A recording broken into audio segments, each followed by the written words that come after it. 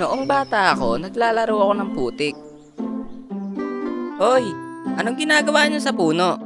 Uy, Marky, nandito ka pala. Nanghuhuli kami ng gagamba. Maikipaglaban kami kay Kulot. Sige, sali rin ako. Manghuhuli rin ako ng gagamba. Popoy, bilisan mo dyan. Kunin mo na yung gagamba sa may sanga. Marky, tignan mo tong nahuli namin. La, ang laki naman yan, Coco, sa pangkaraniwang gagamba.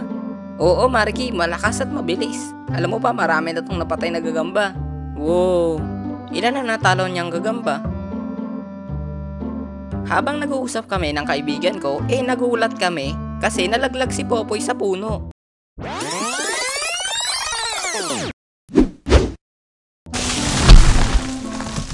Popoy! Popoy, okay ka lang? Okay lang, nabali lang likod ko.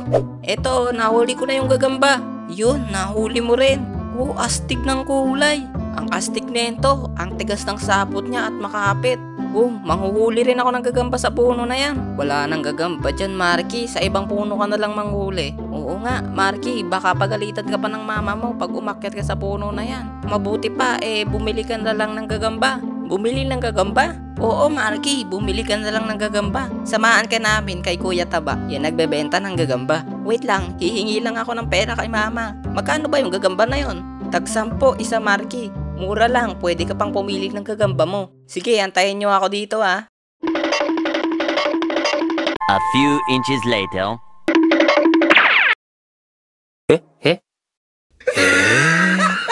Oh, bakit kayo nandyan? Sino hinahanap nyo? Si Kulot po. Ay, sige.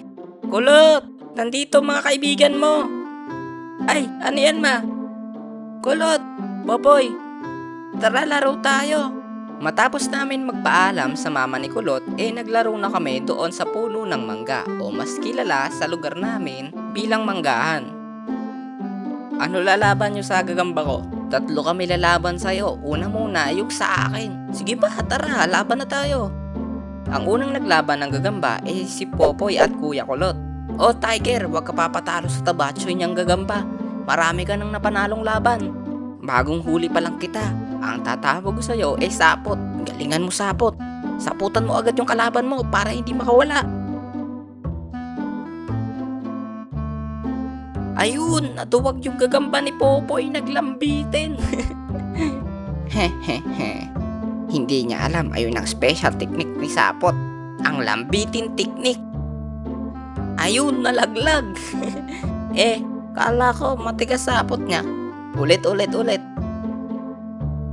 Ang lakas ng gagamba mo, Kulot. Oo, ang lakas talaga nito. Kaya nga pinangalanan ko siyang Tiger Malakas rin na ang akin. Tignan nyo. Oh, panalo na ako. Loh, Sapot. Wait, hindi pa. Buhay pa si Sapot. Round 3 pa. Mananalo na ang akin. Nakailang laglag na yung sayo, Popoy. Loh, naglambitin technique lang rin yung sayo. Oh, patay na ata yung sayo, Kulot. Nalaso na ata. Loh, ano? Hindi, buhay pa yan. Patay na hindi na nagalaw. Patay na yung alaga niya. Akin na ang nanalo.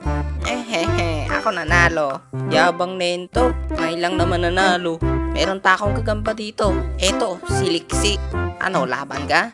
Ay, hindi muna. Kakalaban lang ng akin Maduga yan. Wala pang pahinga to. Si Marky muna kalabanin mo.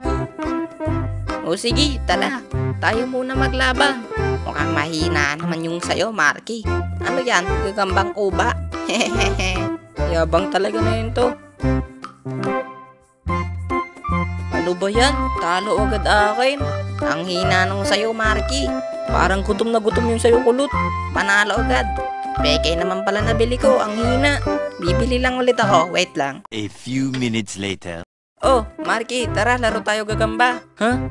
Wala na akong gagamba Natalo kay Kulot. Bibili ka kay Kuya Taba? Oo Ay, meron ako dito gagamba. Hindi ito matatalo kahit kanino pang gagamba yan.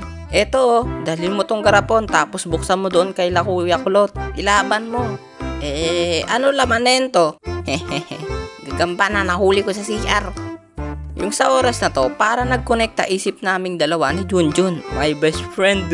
na iprank namin sila Kulot dahil si Kulot ay takot sa mga karantula at iba pang malalaking gagamba katulad ng nahuli na gagamba ni Junjun na isang huntsman spider. Oh, Kulot, lalaban ako, bumili ako. Ano yan, mahihina na gagamba ulit? Yabang talaga na yun to ni Kulot, labanan mo muna kasi. Ito, lalaban ko si Maliksi. Tuwag ka pala eh. Tuwag ka pala, Kulot. Takot ka pala sa malalaking gagamba eh. Gagamba mo yan, Marky. Hawakan mo nga kung sayo. Huh? Oh no! O diba? Kay Marky yan eh. Hindi nga siya takot sa malaking gagamba. Hindi katulad mo, tuwag. Bawal yan ilaban. Ang laki niyan eh. Tara, akin na yan, Marky. Habulin natin sila. 12 seconds later.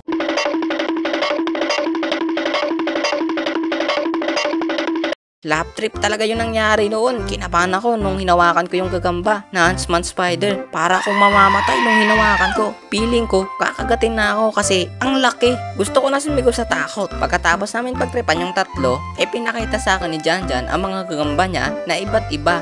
May malalaki rin na kasing laki lang ng 20 na pareha ngayon. At sobrang taba nung iba, halos pinapakain niya daw araw-araw ng ipis sa bahay nila kaya malusog.